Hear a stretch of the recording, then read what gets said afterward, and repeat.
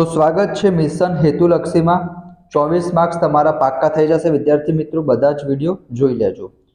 અહીંયા વિદ્યાર્થી મિત્રો એ લોકોએ કીધું છે કે 5 અને 15 નો ગુસા 10 થાય। તો સિમ્પલ વસ્તુ છે વિદ્યાર્થી મિત્રો, 5 ની જગ્યાએ આપણે શું લખી શકીએ? 5 એકા 5 અને આપણે 15 ની જગ્યાએ શું લખી શકીએ વિદ્યાર્થી મિત્રો? 5 ગુણ્યા 3। તો ગુસા એટલે શું કહેવાય? ગુરુત્તમ સામાન્ય અવયવ। તો અહીંયા વિદ્યાર્થી મિત્રો સામાન્ય શું દેખાય છે? 5 દેખાય છે। તો ગુસા એનો વિદ્યાર્થી મિત્રો કેટલો આવશે? 5 આવશે, પણ એ લોકોએ તો 10 કીધું। એનો મતલબ કે વિધાન કેવું છે? ખોટું છે। બીજા નંબરનો ક્વેશ્ચન વિદ્યાર્થી મિત્રો મોસ્ટ ઇમ્પોર્ટન્ટ છે। જ્યારે પણ તમને આવું આપેલું હોય ત્યારે આપણે સૌથી પહેલા ફોકસ કરવાનું આના ઉપર। કૌંસમાં શું આપેલું છે? કૌંસમાં વિદ્યાર્થી મિત્રો અહીંયા x આપેલું છે, તો જે તમારો x અક્ષ હશે એના ઉપર આપણે જોવાનું। અહીંયા એક જગ્યાએ ઇન્ટરસેક્ટ થાય છે, અહીંયા એક જગ્યાએ ઇન્ટરસેક્ટ એટલે કે છેદે છે, અને અહીંયા છેદે છે। કેટલી જગ્યાએ છેદે છે? x અક્ષને વિદ્યાર્થી મિત્રો 3 જગ્યાએ છેદે છે। તો શૂન્યોની સંખ્યા 3 આપેલી છે, એનો મતલબ કે વિધાન સાચું છે। પણ વિદ્યાર્થી મિત્રો અહીંયા ઊંધું કરી દે, અહીંયા એ લોકો એવું લખી દે x બરાબર p ઓફ y। તો અહીંયા વિદ્યાર્થી મિત્રો કૌંસમાં y આપેલું છે, તો આપણે જે y અક્ષ હશે ને ત્યાં જોવાનું। y અક્ષને વિદ્યાર્થી મિત્રો કેટલા બિંદુમાં છેદે છે? એક જ બિંદુમાં છેદે છે, તો જવાબ 1 આવશે। તો આપણે ફોકસ એના ઉપર કરવાનું, જે કૌંસ હશે ને ત્યાં આપણે જોવાનું। ચલો એના પછી દ્વિચલ સુરેખ સમીકરણ આ સુસંગત છે। તો વિદ્યાર્થી મિત્રો 3 કન્ડિશન ખબર જ છે। સુસંગત કોને કહેવાય? તો એક બિંદુમાં છેદશે તો સુસંગત કહેવાય, અથવા તો બહુ બધા બિંદુમાં છેદે। એટલે કે બે કન્ડિશન યાદ રાખવાની, a1/a2 is not equal to b1/b2। આનો આલેખ છેદતી રેખાઓ મળશે, એક બિંદુમાં છેદશે એટલે તમે એને અનન્ય પણ કહી શકો। તો એને આપણે સુસંગત કહીશું વિદ્યાર્થી મિત્રો। જો 3 સરખા હોય તો પણ સુસંગત કહેવાય। ખાલી સુસંગત ક્યારે નહીં કહેવાય વિદ્યાર્થી મિત્રો? જ્યારે પહેલું બીજું સરખું હશે। a1/a2 is equal to b1/b2, પહેલું બીજું સરખું હશે પણ ત્રીજું સરખું ના હોય, તો વિદ્યાર્થી મિત્રો આનો આલેખ શું મળશે?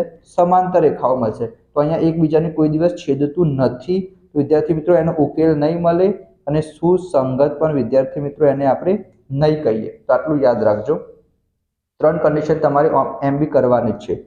બધી જ મૂળભૂત પ્રાથમિક ઘટનાનો સંભાવનાનો સરવાળો વિદ્યાર્થી મિત્રો 1 થાય, એ લોકોએ 0 કીધું છે, એનો મતલબ વિધાન ખોટું આવશે। અહીંયા વિદ્યાર્થી મિત્રો જોવા જઈએ તો 3 ના મળે વિદ્યાર્થી મિત્રો, કારણ કે આ દ્વિઘાત બહુપદી છે। x ની ઉપર 2 લખેલા છે તો 2 મળે। જો તમને એમ કીધેલું હોય 3x + 8, તો અહીંયા વિદ્યાર્થી મિત્રો x ની ઉપર કંઈ નથી તો 1 કહેવાય। તો આનો વિદ્યાર્થી મિત્રો ઉકેલ 1 જ મળશે, 1 જ બીજ મળશે, 1 જ શૂન્ય મળશે। અહીંયા વિદ્યાર્થી મિત્રો દ્વિઘાત બહુપદી છે, ખબર કઈ રીતના પડે? x ના ઉપર 2 આયા। જો ત્રિઘાત બહુપદી હોય એટલે કે x ના ઉપર 3 આપેલું હોય તો વિદ્યાર્થી મિત્રો આપણને 3 શૂન્ય મળશે। આમાં આપણને ખબર છે જે વિદ્યાર્થી મિત્રો પહેલું હોય એને x યામ કહેવાય, બીજું હોય એને y યામ કહેવાય। તો આપણને વિદ્યાર્થી મિત્રો સમીકરણ શું આપેલું છે? x + 2y, આ -4 ને હું પેલી બાજુ મોકલી દઉં તો +4 થઈ જશે। x ની જગ્યાએ આપણે 2 મૂકવાના અને y ની જગ્યાએ આપણે k મૂકવાના। આને સોલ્વ કરી દઈએ, 2 પેલી બાજુ જતા રહે તો શું થઈ જાય વિદ્યાર્થી મિત્રો? માઇનસ થઈ જશે। તો 4 માંથી 2 જાય તો 2, 2 નીચે આવતા રહેશે વિદ્યાર્થી મિત્રો, તો 2/2, તો જવાબ શું આવશે? 1। તો k બરાબર શું આવશે? 1 આવશે વિદ્યાર્થી મિત્રો, એ લોકોએ આપેલું છે। ફરીથી એક વખત હું સમજાવી દઉં, જ્યારે પણ તમને એમ કહે કે આનો ઉકેલ આટલો છે, આનું બીજ આટલું છે, તો વિદ્યાર્થી મિત્રો એ કિંમત તમારે સમીકરણમાં મૂકી દેવાની, તો તમને જવાબ મળી જશે। એકાદ ક્વેશ્ચન તમારું 100% પૂછાશે। આ સૂત્ર યાદ રાખજો વિદ્યાર્થી મિત્રો, લઘુવૃત્તાંશનું ક્ષેત્રફળનું સૂત્ર છે। એક સૂત્ર તો તમને ખબર છે, θ πr² / 360। આ લઘુવૃત્તાંશનું ક્ષેત્રફળ શોધવાનું સૂત્ર છે, અને આ બીજું સૂત્ર છે 1/2 × LR। R તો તમને ખબર પડી જશે, ત્રિજ્યા।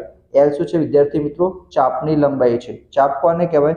આ રીતના વર્તુળ દોરીએ તો અહીંથી લઈને અહીંયા સુધી જે દોરેલું હોય એ બધાને શું કહેવાય? ચાપ કહેવાય। નાનો હોય તો લઘુચાપ, મોટો હોય તો ગુરુચાપ। 8મા નંબરનો ક્વેશ્ચન વિદ્યાર્થી મિત્રો મોસ્ટ ઇમ્પોર્ટન્ટ છે, બહુ જ લાંબો ક્વેશ્ચન છે, પણ તમે ચૂટકીમાં સોલ્વ કરી શકશો જો તમને સૂત્ર યાદ હશે તો। સૂત્ર શું છે? x + x + x × x/100। બસ આ જ સૂત્ર યાદ રાખવાનું છે।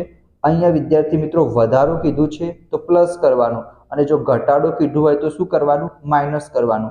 10% છે તો x ની જગ્યાએ 10 મૂકી દઈએ, 10 + 10 + x × x એટલે 10 × 10 કેટલા થશે? 100 થશે। અને નીચે 100 લખી દઈએ તો 10 ને 10 કેટલા થશે 20, આ 100 ઉડી ગયેલે 1, તો 10 ને 10 20, 20 ને 1 21, તો 21% આપેલા છે, એનો મતલબ સાચું. જો ઘટાડો કે તો 10 ને 10 20 થશે, અહીંયા ખાલી માઇનસ આવશે તો 20 માઇનસ 1, તો જવાબ શું આવશે 19% આવશે. ખબર પડી? આ શોર્ટ ટ્રીક છે વિદ્યાર્થી મિત્રો. પસંદ આવ્યો હોય વિડીયોને લાઈક જરૂર કરજો. ચલો એના પછી વિદ્યાર્થી મિત્રો 9મા નંબરનો ક્વેશ્ચન તો આપણે જોયો. ચલો એના પછી આપણે આગળ જઈએ. 3 3 3 3 ને સમાંતર શ્રેણી છે. ઘણા બધા લોકો કહેશે સમાંતર શ્રેણી નથી. ના વિદ્યાર્થી મિત્રો, આ સમાંતર શ્રેણી છે. કેમ? તમારે સમાંતર શ્રેણી માટે શું કરવાનું? બે પદોનો ડિફરન્સ લેવાનો. તો 3 માંથી 3 જશે તો શું આવશે? 0 આવશે. 3 માંથી 3 જશે 0 આવશે. 3 માંથી 3 જશે 0 આવશે. સામાન્ય તફાવત તો સરખો આવ્યો, તો એને વિદ્યાર્થી મિત્રો આપણે સમાંતર શ્રેણી કહી શકીશું. ચલો એના પછી છે વિદ્યાર્થી મિત્રો tan θ નું કિંમત એટલે કે મૂલ્ય હંમેશા 1 કરતા વધુ હોય છે. તો એના માટે આપણે શું કરવાનું? ટેબલ બનાવી દેવાનું. જો તમને ના આવડતું હોય તો sin θ, એના પછી cos θ, અને એના પછી વિદ્યાર્થી મિત્રો શું આવશે? tan θ આવશે. sin θ માં ઉપર શું લખીશું? 0, 1/2, 1/√2, √3/2 અને 1. cos માં આપણે પાછળથી લખવાનું ચાલુ કરીશું તો 1, √3/2, 1/√2, 1/2 અને 0. tan માં શું કરવું પડે? sin ભાગ્યા cos કરવા પડે. તો 0 ભાગ્યા 1 કરીશું તો 0 આવશે. અહીંયા 1/√3 આવશે, અહીંયા 1 આવશે, અહીંયા √3 આવશે, અહીંયા ઇન્ફાઇનાઇટ આવશે. તો એ લોકોએ લખેલું છે કે tan θ નું કિંમત હંમેશા 1 કરતા વધુ હોય છે. 1 કરતા વધુ હોઈ શકે છે, સાચી વાત છે, પણ હંમેશા નહીં હોય. tan 0 ની કિંમત તો 0 થશે, એનો મતલબ કે વિધાન ખોટું છે. અહીંયા તમને કીધું છે કે એક પરિભ્રમણમાં થોડુંક એ લોકોએ ઊંધું પૂછ્યું છે વિદ્યાર્થી મિત્રો. સિમ્પલ વર્તુળનું પરિધ કેટલું હોય? જેમ કે વર્તુળ હોય, અહીંયા આપણે કોઈ માણસ ઊભો હોય, કાં તો આપણે ઊભા હોઈએ, અહીંયા આખું ગોળ ફરીને વિદ્યાર્થી મિત્રો પાછા એ જગ્યાએ આવીએ તો એક પરિભ્રમણ થયું કહેવાય. તેનું સૂત્ર શું છે? વર્તુળના પરિધનું 2πr થાય. અને તમારે બીજી રીતના લખવું હોય તો 2r એટલે શું થાય? ડાયામીટર થાય. તો તમે πd પણ લખી શકો છો, પણ એ લોકો વિદ્યાર્થી મિત્રો 2πd કીધું છે, તો શું આવશે? ખોટું આવશે. ત્રિજ્યાને ડબલ કરો તો તમને વ્યાસ મળી જશે, તો 2r ની જગ્યાએ તમે d લખી શકો છો, પણ એ લોકો તો 2πd કીધું છે, તો જવાબ શું આવશે વિદ્યાર્થી મિત્રો? ખોટું આવશે. એના પછી આ સૂત્ર વિદ્યાર્થી મિત્રો એકદમ સાચું છે, યાદ રાખજો. કોઈ પણ બે સંખ્યા હોય, એ બે સંખ્યાનો ગુસા અને બે સંખ્યાનો લસા, એ બંનેનો ગુણાકાર કરીશું તો એ બે સંખ્યાના બરાબર આવશે, એ બે સંખ્યાના ગુણાકાર બરાબર આવશે. 14મા નંબરનો ક્વેશ્ચન છે કે કોઈ પણ ઘટના માટે P of A A P of A બાર અથવા A નોટ કરતા હંમેશા અધિક હોય છે. અધિક એટલે કે વિદ્યાર્થી મિત્રો થાય વધારે. તો એ ખોટું છે. કેમ ખોટું છે? આપણને ખબર છે વિદ્યાર્થી મિત્રો કે જ્યારે પણ આપણે બંનેનો શું કરીશું? સરવાળો કરીશું તો જવાબ શું આવશે? 1 આવશે. હવે આ માનીને ચાલો 0.20 હોય તો આ કેટલા હશે? 0.80 હશે. આ 0.80 હશે તો આ 0.20 હશે. તો કોઈ પણ વધારે હોઈ શકે છે, કોઈ પણ ઓછું પણ હોઈ શકે છે, અને બંને 0.50 0.50 પણ હોઈ શકે છે, તો સરખું પણ હોઈ શકે છે. તો વિદ્યાર્થી મિત્રો વિધાન કેવું છે? ખોટું છે.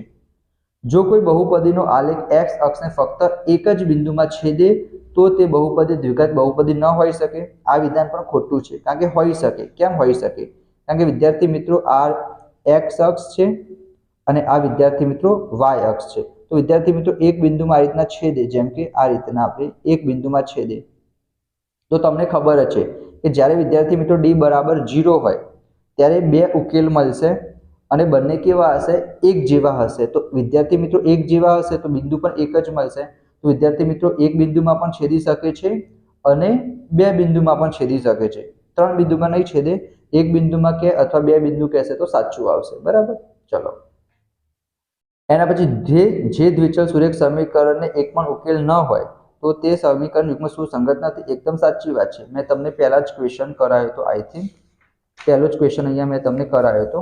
આ ક્વેશ્ચન કે અહીંયા વિદ્યાર્થી મિત્રો સમાંતર વાળું મેં તમને ક્યારે કીધું હતું? અહીંયા કીધું હતું સમાંતર વાળું, કે જ્યારે સમાન આ ક્વેશ્ચન હતો. કયો ક્વેશ્ચન હતો વિદ્યાર્થી મિત્રો? એક વખત હું તમને બતાવી દઉં. ચલો વિદ્યાર્થી મિત્રો, આ કન્ડિશન મેં તમને કીધી હતી કે જ્યારે પહેલું બીજું સરખું હોય, a1/a2 આવ્યું વિદ્યાર્થી મિત્રો.